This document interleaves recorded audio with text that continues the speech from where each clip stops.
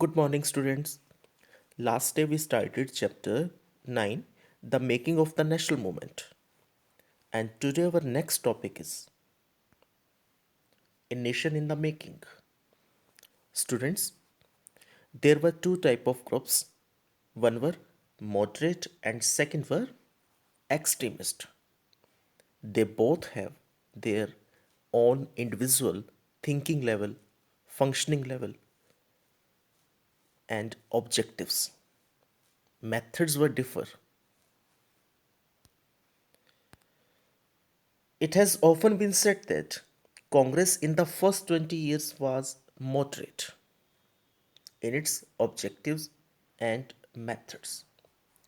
During this period, it demanded a greater voice for Indians in the government and in administration. Legislative council to be made more representative, given more power, and introduced in provinces where none existed. They demanded for that. It demanded that Indians be placed in high position in the government because on each high position was ranked to Britishers. The demand for Indianization of the administration was part of a movement against racism. Most important jobs at that time were monopolized by white peoples or British peoples.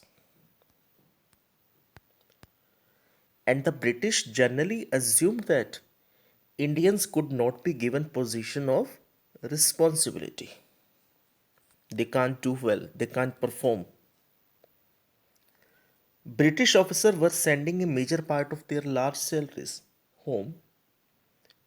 Indianization, it was hoped, would also be reduce the drain of wealth to England. Other demands were Arms Act and the freedom of speech and expression, judiciary from the executive, separation for judiciary. Early Congress raised a number of economic issues. British rule had led to poverty and famines, increase in the land revenue, had impoverished peasants and zamindars, export of grains to Europe had created food shortages. Congress demanded reduction of revenue, cut in military expenditures, and more funds for irrigation so that the economic condition may be better. The Congress demanded reduction of revenue, cut in military expenditure, and more funds for irrigation. It passed many resolutions on the salt tax, treatment of Indian laborers abroad, and the sufferings of forest dwellers caused by an interfering forest administration.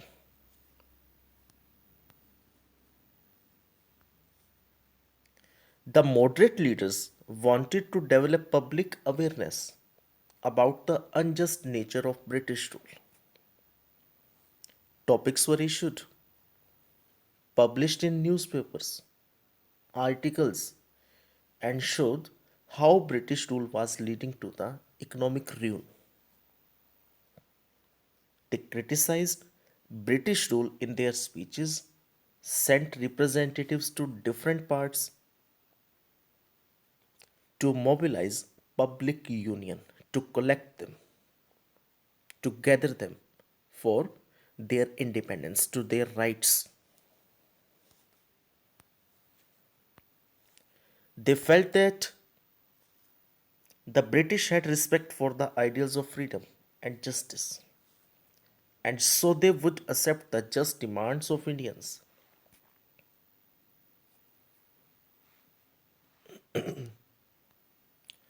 Freedom is our birthright.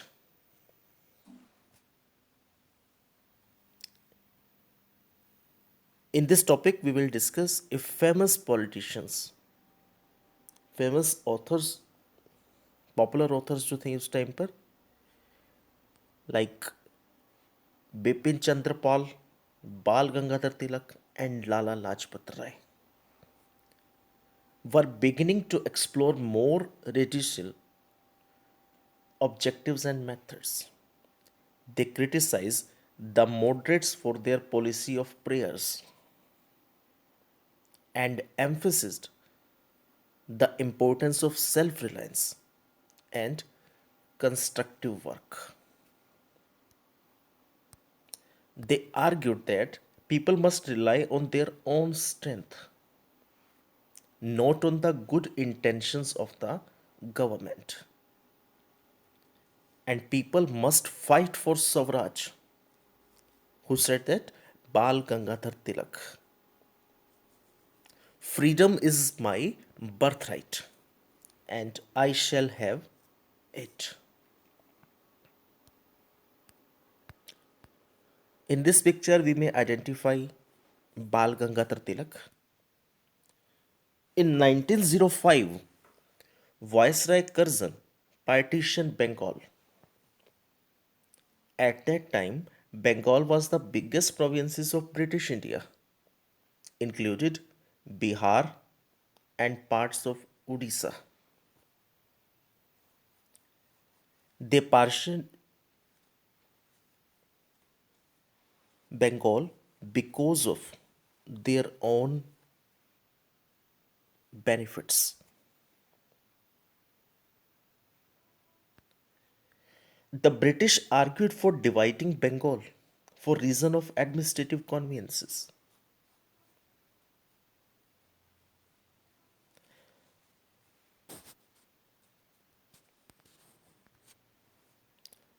तो वो अपना क्या दिखा रहे हैं यहाँ पे कि एडमिनिस्ट्रेटिव करना थोड़ा सा इजी हो जाएगा, कन्वीनियंस हो जाएगी सभी को. But what did administrative convenience? Whose convenience did it represent? Clearly, it was closely tied to the interest of British officials and businessmen.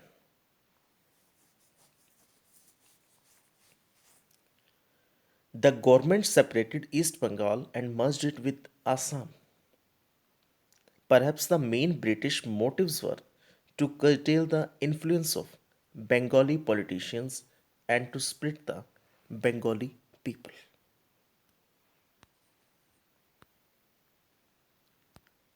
The partition of Bengal infuriated people all over India.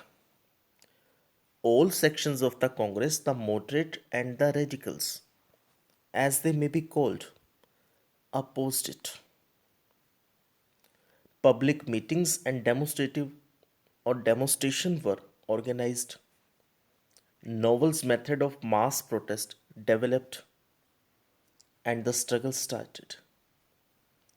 Swadeshi movement, which was strongest in Bengal but with echoes elsewhere too. In Deltaic Andhra, it was known as the Vande Mataram movement. We may see in this picture a mass movement. And by this movement, by this Swadeshi movement, sought to oppose British rule and encourage the ideas of self help, Swadeshi enterprise, national education, and use of Indian languages. To fight for Swaraj, the radicals advocated mass mobilization and boycott of British institutions and good. The opening decades of the 20th century were marked by other developments as well. All India Muslim League at Dhaka in 1906, a group of Muslims landlords and Nawabs formed this union. All India Muslim League at Dhaka in 1906, and the league supported the partition of Bengal. It desired separate electorates for Muslim, a demand conceded by the government in 1909. Some seats in the councils were now reserved for Muslims who would be elected by Muslim voters. This tempted politicians to gather a following by the distributing favors to their own religious groups. The moderates were opposed to the use of boycott. They felt that it involved the use of force. After the split, the Congress came to be dominated by the moderates, with Tilak's followers functioning from outside. The two groups reunited in December 1915, and the next year, Congress and Muslim League signed the historic Lucknow Pact and decided to work together for representative government in the country.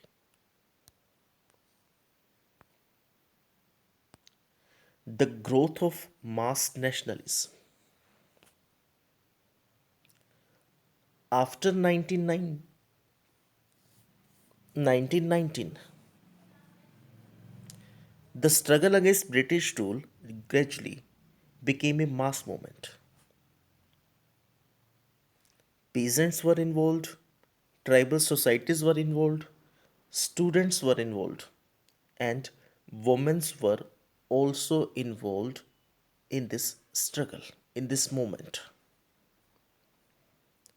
Some factory workers, laborers, mill workers, they were also included in the mass movement.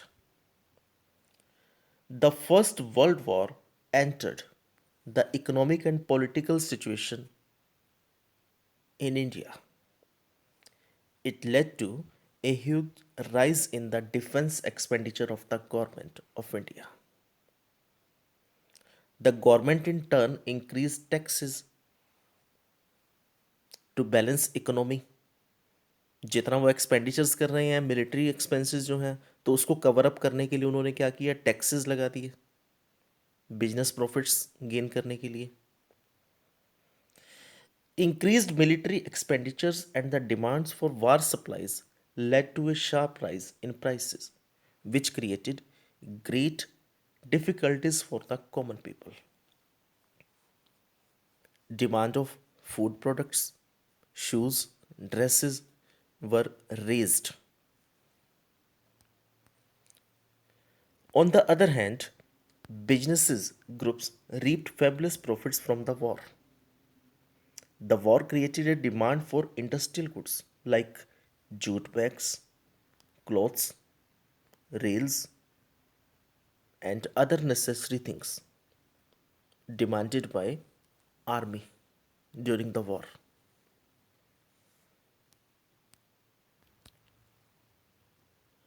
The war also led the British to expand the army. Villages were pressurized to supply soldiers for an aligned cause. Large number of soldiers were sent to serve abroad. Many returned after the war with an understanding of the ways in which imperialist powers were exploiting the peoples of Asia and Africa, and with a desire to oppose colonial rule in India. In 1917, there was a revolution in Russia. News about peasants and workers' struggles and ideas of socialism circulated widely. And this situation inspired to Indian nationalists. Indians were inspired by this incident, revolution in Russia. Okay, students, rest of the part of this chapter we will complete in next lecture. Students, your exams are coming near, so keep preparation for your exams. Be regular for your studies. Thank you.